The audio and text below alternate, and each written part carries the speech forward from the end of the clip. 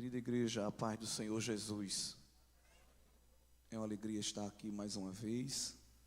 Agradeço ao Senhor a paciência e o carinho que essa igreja tem tido para comigo e para com a minha família. Vamos ao texto escolhido do capítulo 6 de Levítico, o versículo 13, que traz algumas orientações dentro da maneira como se deveria adorar a Deus no antigo pacto, na antiga aliança. O fogo arderá continuamente sobre o altar e não se apagará. Nós, pentecostais, gostamos muito desse versículo e utilizamos ele para reforçar a ideia da chama do Espírito Santo acesa em nossas vidas. Uma das 4 figuras de linguagem usada nas Escrituras Sagradas para representar o Espírito Santo de Deus é o fogo, assim também como água, vento e óleo. Os irmãos sabem muito bem disso. Porém, esse texto, não só representando talvez numa aplicação da interpretação pentecostal, o fogo do Espírito Santo em nossa vida, esse texto, dentro da visão de Levítico, fala da nossa responsabilidade de entregar um culto a Deus completo. Inclusive, eu amo quando vou a um evento que há um tema baseado nesse texto, para conversar um pouco e meditar com a igreja sobre Levítico, que é um dos livros da Bíblia, que geralmente as pessoas não conseguem ler completamente. A maioria das pessoas que no dia 31 de dezembro faz aquele voto, ano que vem eu vou ler a Bíblia toda em um ano, começa animado e geralmente quando chega em Levítico para. Mas meu Deus, que um livro da Bíblia vai desanimar alguém? Não porque seja um livro desanimador, mas o conteúdo, a maneira como o conteúdo em Levítico é apresentado. Não tem muita narrativa, não tem muita história, digamos assim. É um conjunto de leis. Levítico é, na verdade, um manual. Mas se fosse um manual enfadonho, com certeza o Espírito de Deus não tinha inserido ele no cânon. Se ele foi inserido no cânon sagrado, ele tem uma explicação e uma aplicação riquíssima. E se você já começou a ler a Bíblia e parou em Levítico, engate aí a marcha, a primeira marcha, vá devagarzinho, retome. Às vezes a gente faz aquela leitura de 3 capítulos em cada dia e 5 no domingo, não é? Aí quando acontece de um dia a gente esquecer, não, amanhã eu leio 6. Isso não dá muito certo, não é? Aí vira uma bola de neve, mas se esforçando a gente chega lá. Uma dica para ler Levítico é fazer uma leitura acompanhada com a carta aos Hebreus, que está lá no Novo Testamento. Porque Hebreus complementa no encaixe perfeito entre tipo e antítipo com Levítico. Na verdade, o autor, inspirado por Deus, que é anônimo, mas a eternidade revelará, de Hebreus, conhecia muito bem o livro de Levítico e com certeza gostava, porque vai citar repetidas vezes textos que estão embasados aqui no manual de adoração. Por que é que Deus revelou um manual de como ele deveria ser adorado? Primeiro, porque isso significa que não é de todo jeito. Essa história de que Deus recebe qualquer culto, qualquer louvor, qualquer gesto, isso é uma mentira do inimigo das nossas almas para quebrar a qualidade do culto cristão. Deus não recebe, irmão, qualquer tipo de culto, nem qualquer tipo de oferta. Embora que o sistema sacrificial levítico tenha sido interrompido quando Cristo cumpre o sacrifício vicário cabalmente na cruz do Calvário, os princípios inerentes a este manual, eles continuam em voga. Deus continua exigindo os princípios elementares da adoração que estão revelados aqui. Agora hoje, sobre uma nova ótica, a ótica da nova aliança. Ninguém aqui está sacrificando touro, bode, carneiro, nem mesmo um pardal, mas em Cristo esta conta já foi paga. Porém, a maneira como o culto era apresentado dá para a igreja ainda hoje alguns ensinamentos e nos chama a certas responsabilidades. Eu sei que você já sabe, mas não custa lembrar. Eu queria convidar os irmãos para a gente fazer um passeio nas mobílias e nos recintos do tabernáculo. Quando Israel começou a sua marcha em direção a Canaã, saindo de uma nação politeísta e se encaminhando para um território também politeísta, o povo era acostumado a ver todo tipo de templo, todo tipo de divindade, todo tipo de sacerdote, todo tipo de culto. E para impedir uma mistura, um sincretismo, um oba-oba litúrgico, Deus vai orientar a Moisés a um povo seminômade, ou seja, que não tinha lugar fixo, levantar, erigir um ambiente com materiais de adoração para que Deus revelasse a sua glória. Livro de Êxodo, a partir do capítulo 25, Deus começa a revelar a Moisés a planta de como seria aquele ambiente de adoração móvel. Não só a planta, Deus, como um excelente design de interiores, que Ele é, além de arquiteto, de engenheiro, que Ele é tudo, Ele vai dando os detalhes, os materiais de construção, como deveriam ser as mobílias, as suas medidas, as cores, e Deus queria que tudo fosse feito milimetricamente igual ao que Ele estava dizendo. Ele vai encher 2 homens, Bezalel e Aholiabe, que vão ser artesãos por excelência, e não tinha como fazer uma videoaula no deserto para fazer um curso de 30 horas de decoração e de artesão. Então o Espírito Santo de Deus vai se apoderar daqueles homens, e é um grande mistério, igreja, porque Deus deu a planta a Moisés, num local que não tinha computador, não tinha aplicativo, que um arquiteto hoje é cheio de coisa para fazer uma planta, né? Não tinha ferramentas, e a gente sabe que há um abismo muito grande entre o pensamento e a fala, mas não se perdeu nada entre o que Deus revelou a Moisés, o que ele falou para Bezalel e Aholiabe, e o que eles conseguiram de fato instrumentalizar, materializar, porque há uma briga entre alguém que contrata um arquiteto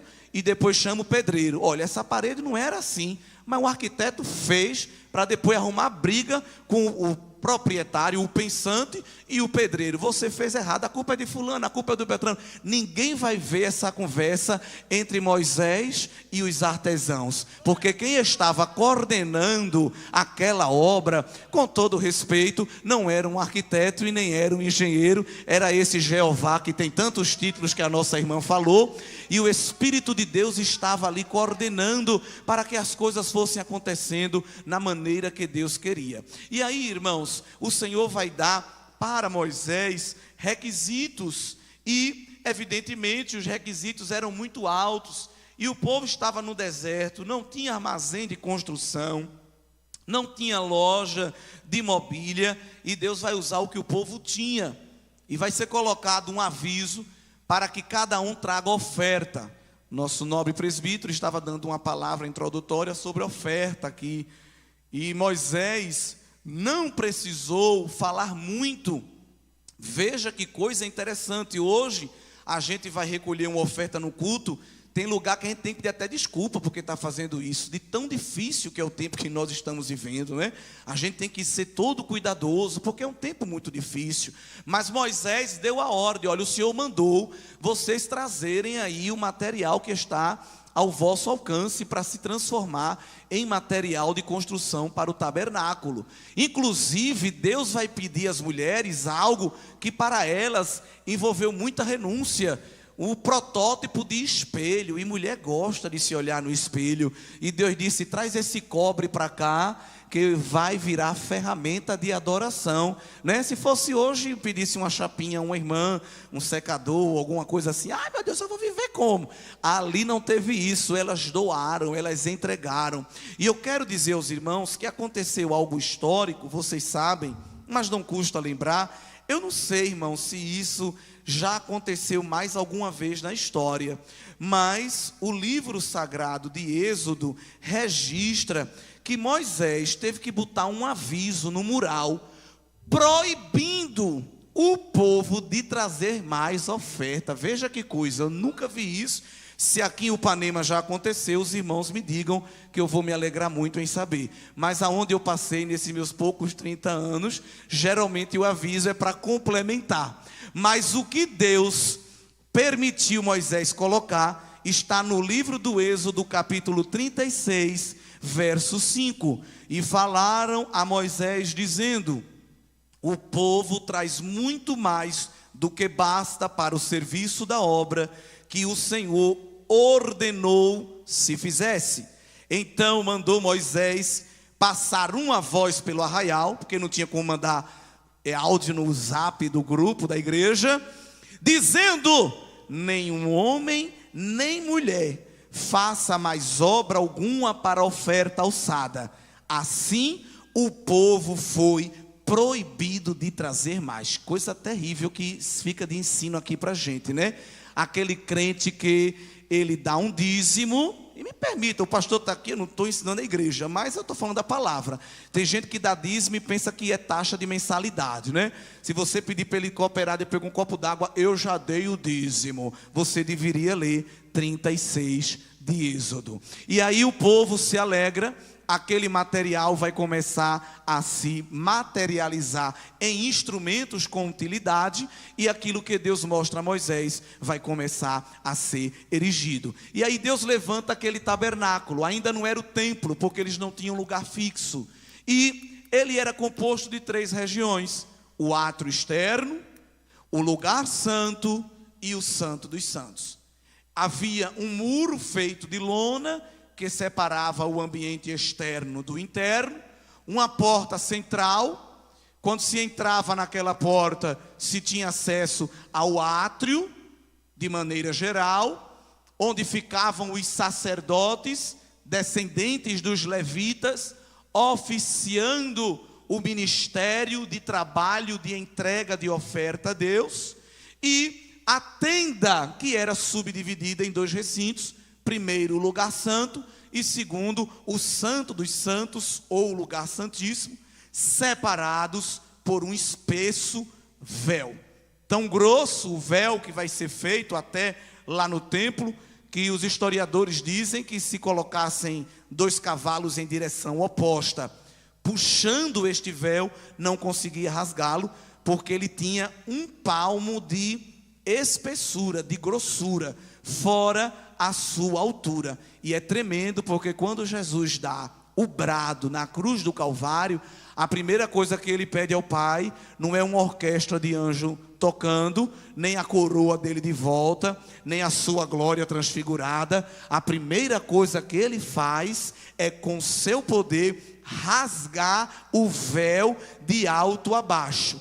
Isso foi uma coisa tão séria que Atos, nos capítulos iniciais, dizem que muitos sacerdotes, vendo aquilo, vieram com certeza a também converter-se ao cristianismo, porque quando Jesus deu o brado, os sacerdotes estavam no templo entregando o sacrifício da tarde. Agora imagine, no meio do sacrifício, aquela cortina se rasgando, sem ajuda de nenhum instrumento.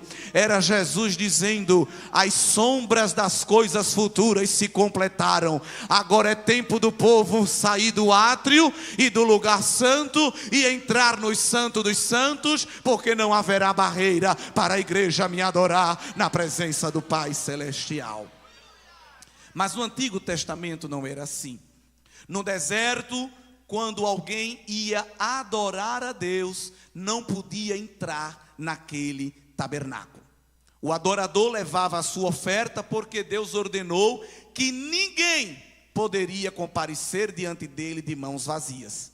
E por causa do pecado, nenhum homem podia se aproximar da glória de Deus. Apenas os sacerdotes que tinham uma vida consagrada. E evidentemente, se eles farrapassem, eles seriam também exterminados pelo Senhor. Porque a glória de Deus não tolerava pecado encoberto, pecado não tratado, não purificado. Então, sendo nós adoradores do Antigo Testamento, chegaríamos aqui esta noite e entregaríamos a nossa oferta. Se fosse uma pessoa de condições, trazia um touro ou até um carneiro. Se fosse uma pessoa que não tinha condições, não ia ficar sem perdão, porque Deus pensa em todos os detalhes. O pobre daquela época ia dizer assim: eu até queria adorar, mas eu não tenho condições de trazer um touro. Aí Deus diz aqui no manual da adoração: o pobre vai trazer uma rolinha, um pássarozinho, que está ao alcance de todo mundo. Ninguém vai ficar sem me adorar, ninguém vai ficar sem comparecer diante da minha presença. Ah, eu queria adorar, mas eu estou rouco, eu não consigo dar glória. Então levante a mão, levante as duas, né? Ah, eu queria orar, irmão, mas eu tenho um bico de papagaio, eu tenho bucite, eu tenho tendinite, eu tenho tanta coisa, não tenho nem mais osso, está tudo podre. Então, irmão, adore com a alma, porque a alma ela não tem nenhuma inflamação, não é? Adora sentado, adora deitado, adora em pé, é? Ah, irmão, eu até queria evangelizar, mas eu não sei onde eu deixei minha Bíblia. Abre a tua boca, o Espírito Santo vai colocar a palavra na tua boca, não é? Tem gente que não quer fazer e fica procurando desculpa, álibi, paradeiro para a sua ineficiência espiritual. Mas Deus não deixou brecha para os ineficientes. Ele disse: todo mundo vai ter que comparecer diante de mim e adorar na minha presença. E vai entregar ao sacerdote, mas não vai entrar não. Vai ficar na porta. Ficava na porta do santuário, observando o sacerdote tratar com aquela oferta. O sacerdote pedia que a pessoa estendesse a mão sobre a oferta, e no que você colocava a mão sobre aquele animal, o seu pecado, a sua culpa, de maneira simbólica, era transferida para aquele animal inocente. E assim o sacerdote imolava, entregava a Deus o sangue daquele animal, juntamente com as partes que Deus também selecionava, porque algumas partes não interessavam, eram descartadas, e outra parte era queimada na primeira mobília do ambiente de adoração do Antigo Testamento, chamado de altar do holocausto. Primeira experiência que o sacerdote tinha era se deparando com aquele altar do holocausto. Holocausto significa aquilo que se queima completamente, porque a oferta não podia ser entregue por reserva. Não podia adorar 15 minutos se é 2 horas de culto. Não era para cantar só uma estrofe do hino. Se tinha 4 estrofes, 5 é para cantar tudo. E o refrão. Se é para ficar em pé, fica em pé. Se é para sentar, senta. Se é para dobrar o joelho, dobra o joelho. Se é para entregar oferta, entrega oferta. Se é para fazer uma leitura bíblica, é para fazer uma leitura bíblica, porque culto é completo. A gente não pode entregar nada a Deus faltando a parte. O holocausto era queimado completamente para que o cheiro subisse como um incenso suave nas narinas de Deus. E o adorador estava lá na porta observando aquilo. Só que para que o sacrifício fosse queimado completamente, tinha que ter fogo no altar. Porque se não tivesse fogo no altar, a oferta não era consumida completamente. E Deus não recebe oferta crua. Oferta crua não entra na presença de Deus. Ela tem que subir, e para subir tem que ser queimado. E a gente, irmão, entra nesse altar de Deus para ser queimado pelo fogo vivo consumidor que é o Senhor Deus.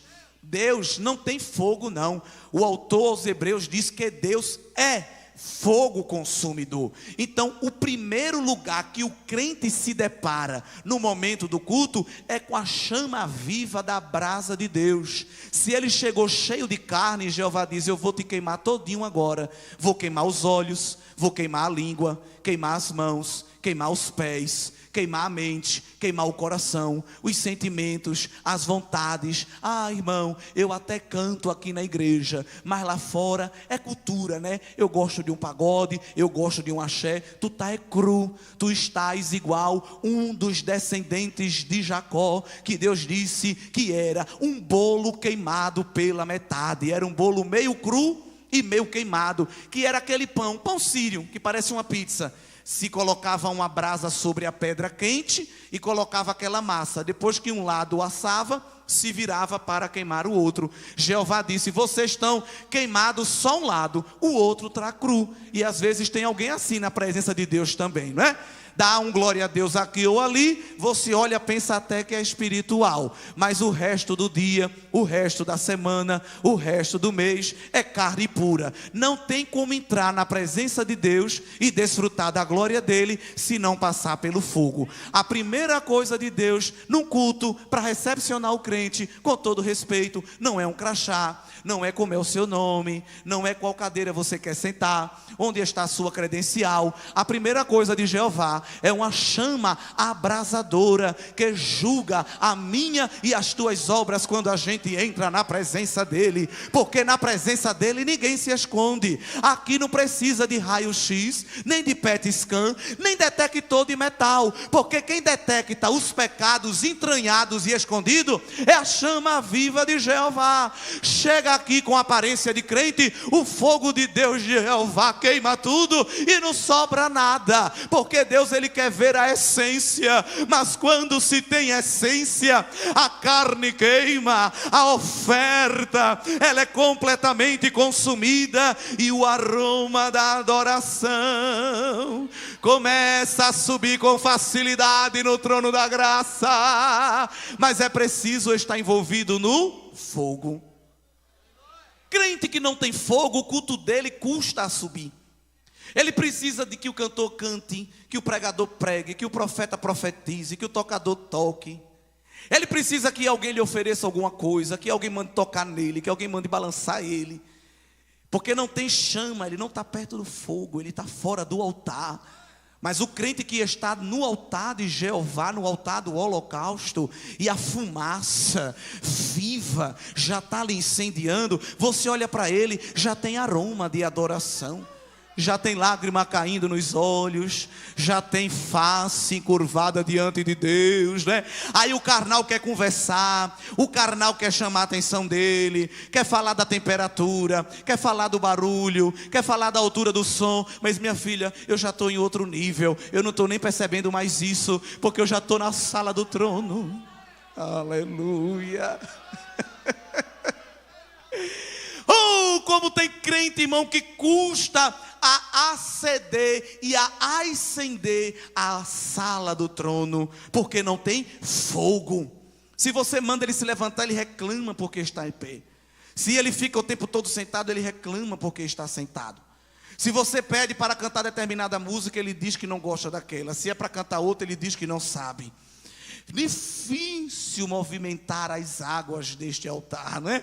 Difícil extrair aí alguma coisa. Egocêntrico, vaidoso, muitos frequentadores, mas não adoradores. Vem para observar, vem para analisar, mas não somos nós que estamos analisando o culto, é Deus que está analisando, nós que cultuamos. É Ele que está passando na peneira, num funil. É Ele que está visitando os corações e dizendo: o que é que tu tens para mim esta noite? O que é que tu tens para me apresentar? Tua vida é uma oferta, Senhor? Ecoa esta pergunta em nosso interior. Depois que o sacerdote queimava a oferta, tinha manuseado o sangue, ele ficava com aquele aspecto de um açougueiro, e Deus não queria ele daquele jeito. Aí ele se depara com uma segunda mobília, ainda no átrio externo, a pia de bronze cheia de água, para ele fazer o quê? Se lavar, antes de entrar no lugar santo. Porque depois que a gente passa pelo fogo, Jeová convida a gente a passar nas águas. E Deus tem um mistério, igreja, muito grande com a pureza. Deus não chama a gente só para estar limpo, Ele chama a gente também para estar puro. Eu sempre digo isso. Esse copo aqui, essa água é limpa. A partir do momento que eu abrir aqui e tiver contato com o ambiente externo, deixa de ser pura. Uma coisa é ser limpo, outra coisa é ser puro. A pureza é um nível mais elevado do que a limpeza. A gente olha assim para alguém de longe, está limpo. Quando chega mais perto, o cheiro pode denunciar alguma coisa. Jesus, que é isso? Você vê as imperfeições. Quanto mais perto a gente está um do outro, mais a gente detecta as imperfeições. Quem está longe de Deus se acha muito perfeito, porque Deus é luz e Ele está no escuro. Então ele se olha e diz, eu sou tudo isso e muito mais. Mas quando vai se aproximando do brilho, do resplendor da glória de Jeová, aquela chama de fogo misturado com brilho de jaspe reluzente começa a mostrar as imperfeições. Não é as físicas não, é as morais. Porque Deus, Ele não está interessado em mostrar as imperfeições físicas. Ele está interessado em denunciar as imperfeições morais e éticas que ainda residem em nós. Aí a gente começa a ver que precisa melhorar. De longe alguém olha para o terno, para a calça, está lindo, mas ainda tem ali alguma coisa que está fora do lugar. Aí Jeová diz, passa na pia e te lava nas águas, porque tu só entra no lugar santo se tu estiveres purificado. E Deus tem um mistério muito grande com pureza. Tanto que uma das figuras de linguagem que aponta ao ministério de Jesus, dita pelo profeta Malaquias, ele disse que Jesus ia vir com fogo de ourives e com sabão dos lavandeiros. E Jesus ia se assentar, vê que profecia tremenda, para purificar o povo. Como? Passando no fogo e passando na água sanitária. Tem tradução que usa lixívia, né? Que é do mesmo grupo da água sanitária. O que ele quer dizer é que Jesus vai se sentar e vai convidar um por um. Passa no fogo, passa na água sanitária. Está lá em Malaquias. Eu gosto muito desse tema, porque a gente pega esse versículo para falar do fogo pentecostal, aquele fogo da marcha, do pulo. Crente que tem fogo é crente que fala em língua estranha sem parar, que rodopia, regala o olho, bota o braço para trás. E às vezes a gente pega até aquela profecia. Mas se a gente fizesse de instante em instante, alguém ia fazer assim: Jesus é a água lavando para a noiva ser apresentada imaculada no santuário celestial. As noivas indianas, marroquinas, é tanto peso de prata, tanto peso de ouro. Quando elas chegam, que tira o véu, todo mundo vê. A noiva do Cordeiro, ela se destaca por vestes brancas e por um padrão de santidade elevadíssimo. Que a gente às vezes diz assim, né? Quando chegar no céu, eu vou ver Abraão, eu vou ver Isaac, eu vou ver Jacó, Elias. João diz que quem está em destaque não são os patriarcas. São os patriarcas que vão ver as portas se abrindo e a noiva entrando. É essa aí, né? É essa que é a igreja.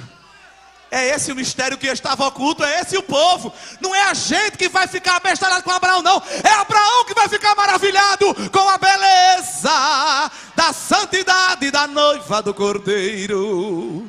Não fala nada não, mas só olha para essa pessoa, só olha. Vê se ele tem aspecto de quem é noiva lavada pela água da palavra. Vê se tem aspecto de quem é noiva. Aleluia, há uma beleza. A igreja tem uma beleza moral, a igreja tem uma beleza espiritual. Satanás quer arrancar, mas Jeová diz, não tem como. Porque todo dia, quando entra no santuário, eles passam pelo fogo e pela água. Pelo fogo e pela água. Pelo fogo e pela água. Mistério. Jesus entendia tanto isso que em 13 de João, quando vai realizar a última Páscoa, vai lavar o pé dos discípulos. Tarefa humilhante. Jesus assume o quadro para fazer.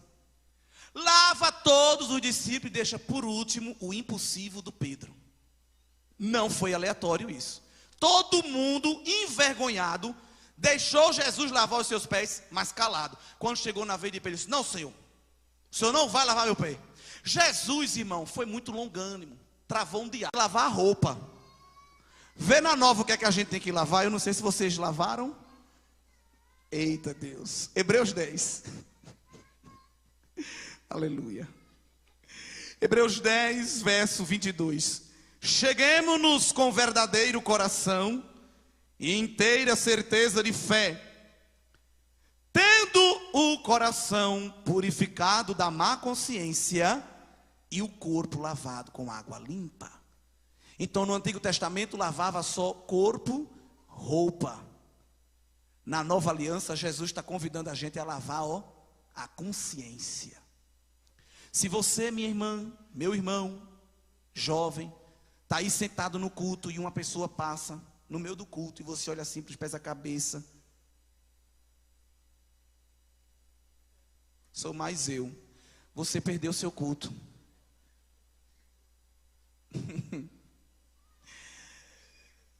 Se o pastor disser assim, irmão, vou fazer um trabalho amanhã, posso contar com quem? Aí você aí sentado vira para o outro, não sei para que tanto trabalho. Perdeu o culto. Porque no Antigo Testamento, se a roupa sujasse, ele tinha que voltar e lavar de novo. No Novo, é a consciência. Por isso que a gente tem que estar com essa consciência mergulhada na pia. Jesus, guarda minha mente, guarda minha alma, guarda os meus pensamentos. Receba nesta noite o capacete da salvação, para as setas do maligno não entrar na sua mente. Eu quero dizer, irmão, que Deus vai te dar pureza. Receba nesta noite pureza. Receba, abra a sua mão e receba aí. Está descendo de Deus pureza, pureza, pureza. Alguém vai te chamar de doido, de mongoloide. Tu parece uma barata morta. Não, é porque Jesus chegou e me lavou. Ele tirou a malícia. Deus está arrancando malícia de crente aqui esta noite. Eu digo autorizado por Ele, pela sua palavra.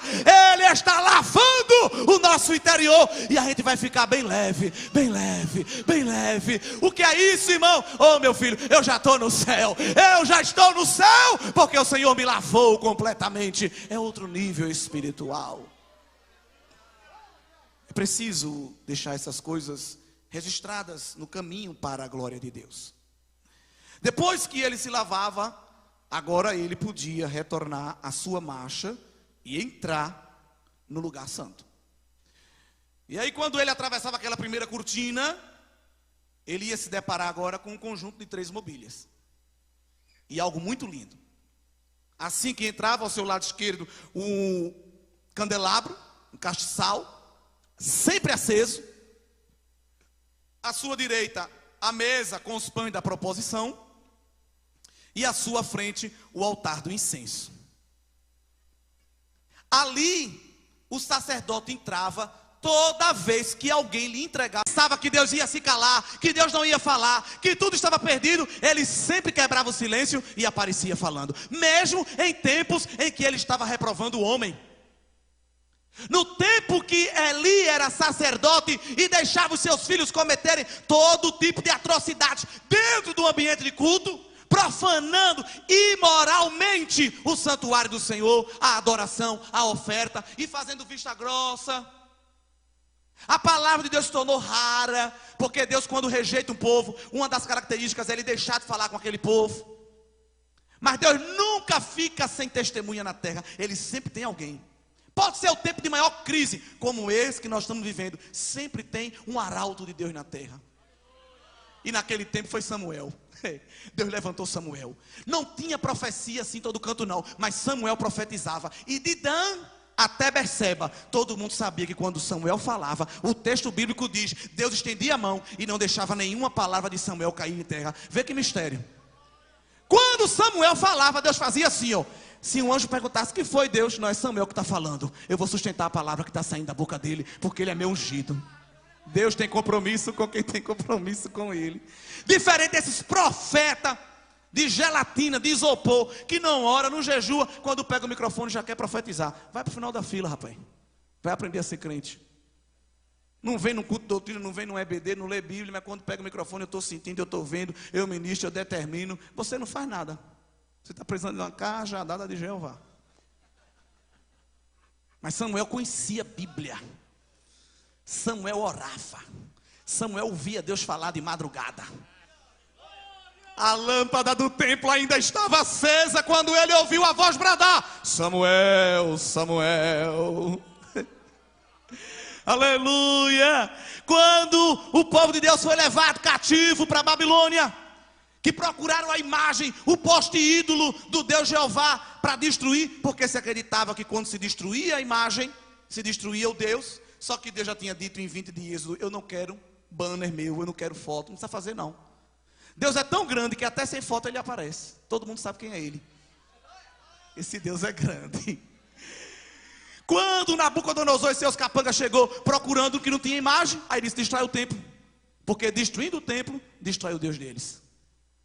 Quando eles pensaram que Deus tinha calado, inclusive apareceu uma vaga nova de profeta para o reino, e um grupo foi falar com Jeremias, e disse: Jeremias, a gente tem um negócio para te dizer. Surgiu uma vaga de profeta, o salário é bom, tem ticket de refeição, auxílio combustível, auxílio paletó, a vaga é boa, e você se encaixa nela. Agora só tem um pré-requisito: maneira aí, varão, dá uma diminuída no tom, tu só fala coisa ruim para o rei. O rei em pecado queria ser massageado o ego. Jeremias disse: o que Deus botar na minha boca eu falarei. Eu não quero essa vaga não, porque eu não sou profeta comprado não. Quando o povo vai cativo para a Babilônia, não tem mais templo, não tem mais sacerdote, não tem mais culto. Alguém disse: Deus calou-se. Nada, lá nas planícies poeirentas da Babilônia, à margem do rio Quebar, um dia que era para ser um dia qualquer, Ezequiel é levantado pelo Espírito e vê o trono de Deus andando com rodas e criaturas viventes lhe adorando, e o Senhor aparecendo de maneira transfigurada, dizendo: Ezequiel, te prepara, porque eu vou revelar a minha glória, e tu vai escrever tudo para alguém saber que eu sou revelação. Deus sempre tem alguém para falar. E quando o sacerdote entrava no lugar santo, ele via aquele candelabro. Era para se lembrar que Deus é Deus de revelação. Deus está interessado em falar, em mostrar-se, em fazer-se conhecido. Se você ainda não conhece o Senhor, chega perto dele, te humilha: Senhor, eu quero te conhecer. Fala como Jó: eu não quero conhecer só de ouvir falar não, eu quero te contemplar com os meus olhos. Clama a mim e responder-te-ei, anunciar-te-ei coisas grandes, firmes, que ninguém sabe. A porta do céu está aberta. Estamos no século 21, no pós-modernismo. A irreverência está tomando os templos, a sensualidade está tomando os crentes, a incredulidade está na casa de muita gente, mas há um povo que ainda dobra joelho. Há um povo que ainda levanta-se de madrugada. Evitou, ainda há um povo que consulta a voz potente de Jeová. Quando vai tomar as decisões, dobra o joelho e diz: Senhor, me disse é da tua vontade, porque se for eu vou, mas se não for eu não vou. E Deus se levanta do trono, manda a resposta para a igreja, e ela marcha incólume, vitoriosa, sem contradição, sem nenhum murmúrio, sem nenhuma confusão, porque Deus é Deus de revelação. Há um povo sensível à voz de Deus na terra, e você faz parte deste povo. O sacerdote também precisava relembrar que Deus não é só Deus de revelação, de mistérios, de coisas abstratas, não é? De trazer os segredos para a terra. Deus também é Deus de coisas materiais. Sim, Ele é. É o Deus da provisão. Estava do outro lado, a mesa com os pães da proposição. Para lembrar que a fonte de toda a bênção é o Senhor.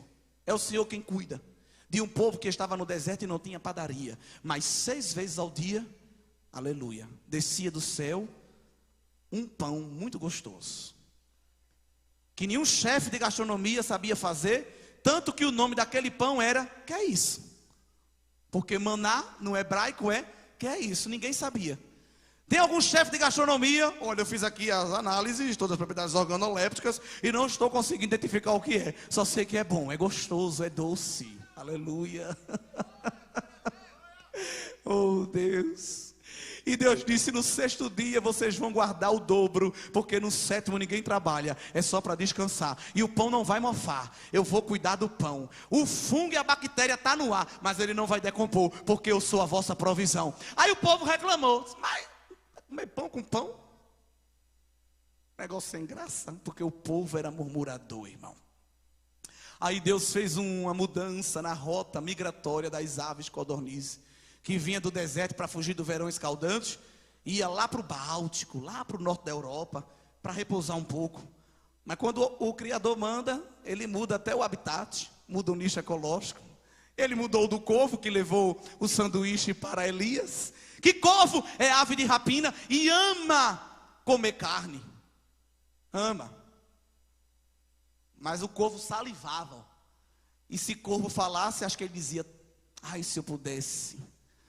E o outro dizia: vigia, varão, porque a ordem de Jeová é levar para o profeta. Irmão, até o corvo obedece. Tem crente que não quer obedecer a voz de Deus. Inclusive, uma irmã estava passando um processo muito grande e ligou para uma rádio pedindo oração e dizendo: irmão, não tenho nada para comer aqui, eu e meus filhos, mas eu creio na provisão, ore por mim para Deus abençoar. Um homem de religião africana estava ouvindo. Por acaso estava ouvindo, mas não sabemos que por acaso. Se vou fazer uma pegadinha com essa mulher, mas vê só. Chamou lá um serviçal dele, disse: vai no mercado, faz uma feira boa, enche carrinho. Um não, enche logo 2. Ele disse: para crente, para mulher crente, claro, para ela mesmo. Mas deixa eu ver que vai ser uma pegadinha. Encha, bota tudo bom e do melhor. Leve na casa dela, porque a irmã deu o endereço pela fé. E ajude a guardar. Quando depois guardar tudo, você pergunte a ela: a senhora sabe quem foi que mandou? E quando ela perguntar, você diz: foi Satanás. Ele fez como o homem tinha ensinado. Quando chegou na casa da irmã, que bateu a porta, não precisou nem se apresentar, ela já foi dizendo: pode entrar, meu filho, vá aguardando na cozinha. Eu estava orando, Deus disse que ia mandar alguém, esse alguém foi você. Aí ele já ficou agoniado. Guardou tudinho e a irmã só dando glória, cantando o hino, dando glória, cantando o hino. Quando ele terminou tudo, ficou agoniado, porque a irmã não perguntou quem tinha mandado. Quando já estava indo embora, a senhora não vai perguntar não? Ela disse: o quê? Quem foi que mandou? Ela disse: precisa não, porque quando meu Deus manda, até Satanás obedece. Aleluia, Deus é Deus de providência. O homem prevê, mas Deus provê. O homem diz: vai chover hoje, Jeová diz: não vai, nuvem, sai daí. Ele provê, ele está sempre à frente, ele chega primeiro, ele faz melhor, ele opera abundantemente, mais além daquilo que nós pedimos ou pensamos. Irmão, há algo te faltando, estás passando alguma dificuldade, as portas do céu estão abertas sobre a nossa vida, e a bênção do Senhor te alcançará. É Deus quem cuida de nós. Ele disse para aquelas aves migratórias: sinto muito, mas esse verão vocês não vão descansar no Báltico, vocês vão parar e ficar no deserto. E as aves caíam, irmão, e o povo recheou o maná e comia um sanduíche no deserto, irmão. Deus de providência. Só que essa providência material apontava para a providência para a nossa alma, porque essa é a maior e a melhor providência. Jesus, o pão vivo que desceu do céu, ele que sacia, ele que alimenta. O culto pode ter tudo, mas se não tiver a presença dele, é enfadonho, é cansativo, é irritante. A vida sem Jesus é decepcionante, é frustrante. Mas quem tem Cristo, irmão, pode não ter nada. O Senhor é o meu pastor, não me faltará. Ele me leva para pasto, ele me dá água tranquila, ele me guia com vara, com cajado. Se eu entrar no vale da sombra da morte, não tenho tempo nem de ter medo, porque ele está comigo e me consola. Ele manda a bondade e a misericórdia como guarda-costa me seguir. Aonde eu vou, bondade e misericórdia, bondade e misericórdia, bondade e misericórdia. Ele é o meu pastor, não me faltará, ele não me faltará. O sacerdote lembrava que Deus era revelação e lembrava que Deus era provisão. Duas coisas que nós precisamos na vida, claro: da providência e da revelação de Deus. Porque ninguém vive só de revelação e também nem vive só de provisão. Tem gente aí que tem tudo na geladeira, no armário, escolhe roupa para usar de manhã, tarde e noite, mas não tem paz, não tem graça, não tem vida. Então Deus, o Deus que nós servimos, ele equilibra, ele sustenta todas as áreas da nossa vida: física, material, emocional, espiritual. E para completar tudo isso, o sacerdote se deparava com a terceira mobília no lugar santo, que era eu falei vários. Qual era? Que ficava de frente à cortina, o véu que separava o lugar santo dos santos dos santos. O altar do incenso. Vocês sabem, eu só estou relembrando, não estou ensinando. E o altar do incenso era mistério também. Porque aquele incenso, aquele altar era aceso com a brasa que vinha lá do altar do holocausto. Logo, se não tem começo no culto, oferta, sacrifício, o incenso não queima. Porque tem gente que é assim, vem para um culto como esse, que geralmente é 2 horas de duração, fica 1h30 calado, petrificado, cristalizado na sua frieza. Quando dá 8h30, algo extraordinário vai acontecer. Não vai, irmão. Nem o ordinário vai acontecer, quanto mais o extraordinário. Tu não acendesse nem o fogo do altar do holocausto. Tu não dobrasse nem o joelho quando entrasse no templo. Senhor, eu dedico a ti este culto. Os irmãos cantou hino da harpa, tu não abrisse tua boca, não abrisse a harpa, não abrisse o coração. Uma leitura bíblica para fazer, você não se levanta. Quando se levanta, não abre a Bíblia. Quando abre, não lê. Quando lê, não pratica. Quando pratica, não crê. Mas diz que está pegando o céu com a mão. Agora vai descer. Vai não. Não vai. Porque Deus é organizado. E o culto a Deus tem começo, meio e fim. Tem propósito, tem projeto. Tem regra, tem ordem. O culto a Deus tem ordem. Vai fazer um pudim e faz a calda do caramelo com o trigo sem ser com açúcar para ver se dá certo. Então, para fazer um pudim, para mexer um ovo frito, tem uma receita. Culto quer fazer de todo jeito. Olha Jeová dizendo, olha, nada disso. Você para fazer sua receita lá, sua comida, é todo negócio, bota até aquele chapéu. É toda uma coisa meticulosa. Quando é culto é qualquer coisa. Chega às 7h30, sai de 10 para as 9. Se der para ir, vai também. Se não der, a mesma coisa. Aí quer entrar no altar do incenso e ver a oração subir. Não vai subir, porque não tem fogo no altar. Agora, quando o crente já chega no fogo, quando ele entra no lugar santo, que ele se depara com o altar do incenso, a fumaça já está subindo. Aleluia, é muito lindo, irmão. Eu amo esse tema. Eu amo esse tema de Levítico. Aquele no que a gente canta, no santo dos santos, a fumaça me esconde, só teus olhos me veem. Esse hino aí é um show de interpretação teológica, porque de fato aquela fumaça era para esconder o sacerdote, porque por algum motivo ele lembrar que havia um ambiente ali de reverência antes do lugar santo dos santos. Aquela fumaça tinha essa representação. Mas o incenso, ele também representa, diz o Salmo 141, a oração dos santos. A oração da igreja é cheirosa. A oração da igreja, ela atravessa o teto do santuário. Ela atravessa esta camada atmosférica que o povo fica discutindo se está aquecida ou não. Ela atravessa a camada de ozônio que estão discutindo se ela está esburacada ou não. Ela atravessa a estratosfera, ela atravessa o segundo céu, que é aquele céu preto do universo, e chega no terceiro céu, onde NASA e a Agência Espacial Chinesa, Russa, ninguém consegue chegar. Só quem chega lá são justos, para aguardar o dia da ressurreição final. Mas enquanto o justo não chega, a oração do justo chega. Você pode dizer isso comigo? Enquanto o justo não chega, a oração do justo chega. Você ainda não vai para o céu, a não ser que queira ir, né? Agora. Mas enquanto você não vai, a sua oração vai. A sua oração é um conjunto de ervas aromáticas. Ninguém fazia incenso com capim, porque Deus não quer o pior, Ele quer o melhor. E eram ervas que eram pegas no cume do monte, então envolvia sacrifício para subir. Eram ervas que eram marinhas, e até hoje fica aquela grande pergunta: como é que eles usavam matéria-prima marinha se estavam no deserto? Na eternidade a gente pergunta a eles. Mas o que se entende é que os ingredientes eram coisas de difícil acesso. Às vezes eu estou lá na igreja e digo sempre aos irmãos: a gente vai chamar o grupo para cantar, dá vergonha. Os irmãos sabem que vai cantar no culto, sabem a hora que vai ter oportunidade. Mas quando a gente dá a oportunidade, vai procurar onde é que está o CD, vai procurar onde é que está o microfone, vai procurar onde é que está o solista, vai escolher qual é o hino. E Deus no céu de braço cruzado olhando para a gente com os anjos. E se os anjos fossem irônicos, porque eles não são, porque são santos, eles dizem assim: Deus, isso aí é a adoração da igreja. Imagina quando essa pessoa chegar aqui no céu. E a gente quer ver a glória de Deus, mas a gente não macerou as ervas aromáticas. E nem colocou o fogo no altar. Mas quando a gente conquista o melhor ingrediente e combina ele com o fogo do altar do holocausto, aí a oração, ela sobe com facilidade. Porque a oração do crente não pode ser gordurosa, não pode ser egocêntrica.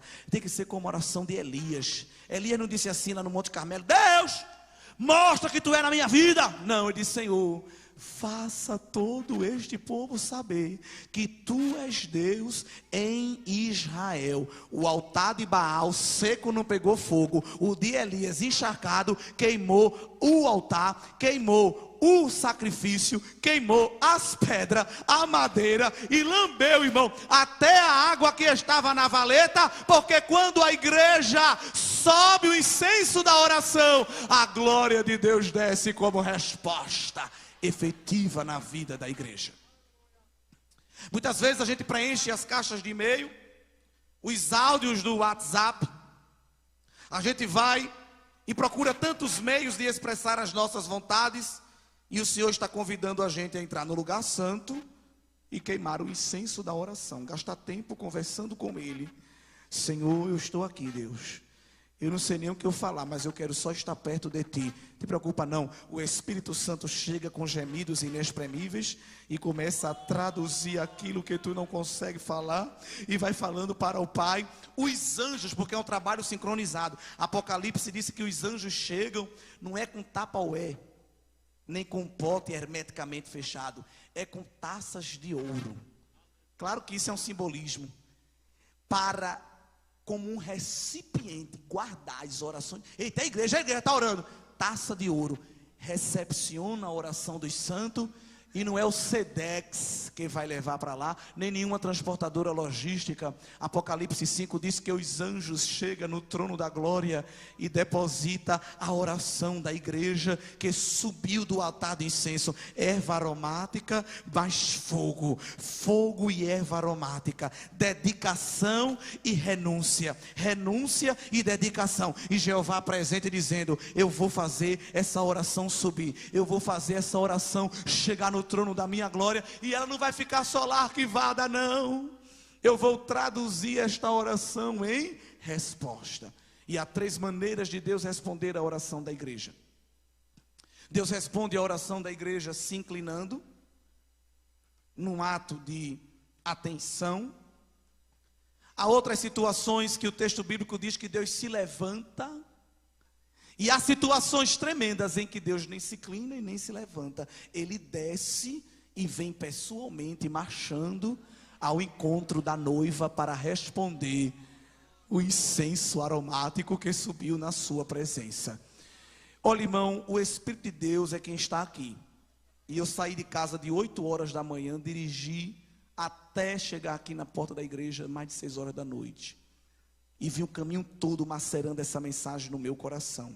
Tem muito altar aqui que está bonitinho, emparelhado, mas não tem fogo há muito tempo. E se o altar não tem fogo, a oferta não está sendo queimada, o incenso não está subindo. Olha, irmão, Deus está aqui, Ele é Deus de revelação. Os pão da proposição está tudo mofado, já virou torrada de fungo, porque aquele pão era trocado semanalmente, igreja. Mostrando alguém que está trabalhando, servindo continuamente, ia lá e acendia as lâmpadas. Tem crente aqui que nunca mais sentiu a presença de Deus na sua vida, e está vindo para o culto todo dia, mas presença de Deus, fogo no altar, não tem há muito tempo. Mas a palavra de Deus, ela é poderosa.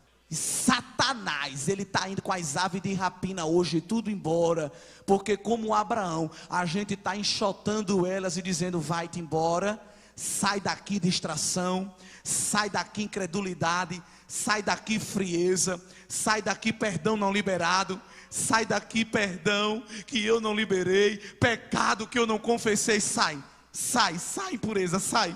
Eu não quero mais não. Eu quero voltar até altar. Eu quero ter chama queimando no meu interior. Eu quero o incenso da oração subindo com facilidade. Eu quero que alguém toque a campainha para eu me levantar e eu não escute nem o barulho dela, porque a voz de Deus é quem está agora bradando no meu interior. Eu não estou mais ouvindo os ruídos ao meu redor. Eu estou num patamar espiritual muito elevado. Mas quem vai fazer isso não é anjo e nem é arcanjo. arcanjo, é você mesmo, que Deus está lhe convidando esta noite. Eu estou falando aqui é para crente, quem sabe até para crente antigo. Deus está lhe convidando a dar uma volta nesse tabernáculo e começar o caminho de novo lá pela porta. Eita Deus, e eu posso, pode, não deve. Jeová está dizendo: venha, pegue a oferta da adoração, pegue o sacrifício, passe no altar do fogo, queime ele, queime a carne, vá meu filho, lave-se na pia, entre na primeira cortina, entre no ambiente da revelação, entre no ambiente da providência e derrame a sua alma em oração, e você vai ver que a minha glória vai começar a aparecer. Vai ter glória na orquestra, vai ter glória aqui no púlpito, vai ter glória na Umadupe, vai ter glória nas irmãs, vai ter glória no novo convertido, vai ter glória lá na rua, porque Deus não deixa sacrifício de crente perdido no meio do caminho. Ele responde com fogo e com glória e com fogo, fogo com glória e com fogo e com glória. Tem labareda acesa e tem glória de Deus para ser revelada na tua vida, mas é necessário hoje você mudar a rotina de uma vez por toda. Assim diz o Senhor Jeová. E eu quero convidar você, a gente vai fazer uma oração. E eu vou continuar amanhã, porque é muito dia de festa e eu não vou falar tudo. Mas o que Deus mandou falar, eu estou falando. E amanhã eu vou continuar. Mas inspirado pelo Espírito Santo, eu vou parar aqui e a gente vai orar, irmão, para Deus queimar o nosso altar. Fecha os teus olhos, curva a tua cabeça, te desliga da terra. Aleluia. Veja que tem pessoas que não conseguem se concentrar num momento como esse. Oh Deus, tem gente lá fazendo yoga 3, 4 horas e não se distrai. Tem crente que não consegue se ligar no trono da graça em 1 minuto. Jeová está desfazendo isso esta noite. Satanás está pegando as bagagens dele, e está levando embora a bagagem de distração, de culto desvirtuado, viu?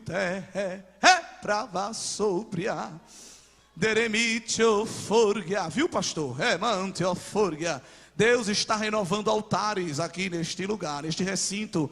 Há um tratamento de Deus aqui em Upanema. Este congresso não é um mero ajuntamento, não. Aqui é altar aparelhado para receber fogo e glória. Glória e fogo. Fica com o teu olho fechado. Jesus amado, nós estamos na tua presença aqui esta noite, Senhor.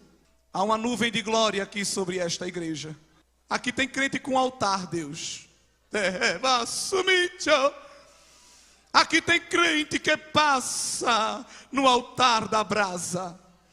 Aqui tem crente, Deus, para se lavar na pia. Sobre a forga. Eu convido, Deus, humildemente o teu Espírito Santo.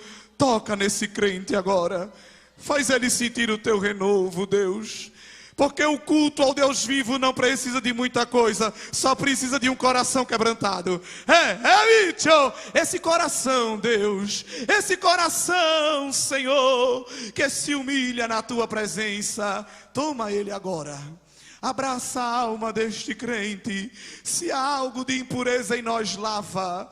Me faz mergulhar nas tuas fontes nesta noite. E, Senhor, o que o fogo não queimar, que a água leve embora. Agora, Senhor, a língua de cada crente. Agora, Senhor, lava os nossos olhos. O inimigo quer colocar coisa nos nossos olhos, Senhor, para a gente não sentir mais a tua glória. Mas lava agora essa mente. Lava, Senhor, esta mente agora e leva embora a incredulidade, o modismo. Leva, Senhor, a acomodação, inércia, eu te repreendo. Letargia, eu te repreendo. E que haja, Senhor, fogo genuíno, fogo abrasador, vida abundante. Toma esse crente agora, Senhor, em variedade de língua. Dá a ele certeza de que tu tens recebido a sua oferta. Faz ele bradar agora, Senhor, em línguas espirituais. Se há alguém aqui que nunca mais falou em mistério contigo, toca agora, Senhor. Coloca a brasa aí neste altar. O Senhor estará aqui nesta noite. Há uma brasa no teu altar, Senhor. Aquela brasa que foi tocada na boca de Isaías. Pega essa brasa agora, coloca na mão desse crente, Jesus. Coloca na boca desse crente, Senhor. Toma, Senhor, esse crente no teu fogo. Sente, igreja, Jesus. Satanás quer te entrevar. Satanás quer fazer você parar. Mas Jeová está colocando brasa no teu pé. E tu vai marchar, tu vai caminhar nesse deserto. Tu vai chegar do outro lado. Tem seta maligna para tirar a tua vontade de vir até para a igreja. Mas Deus está neutralizando. Porque o teu altar vai subir o fogo. Vai virar incenso suave.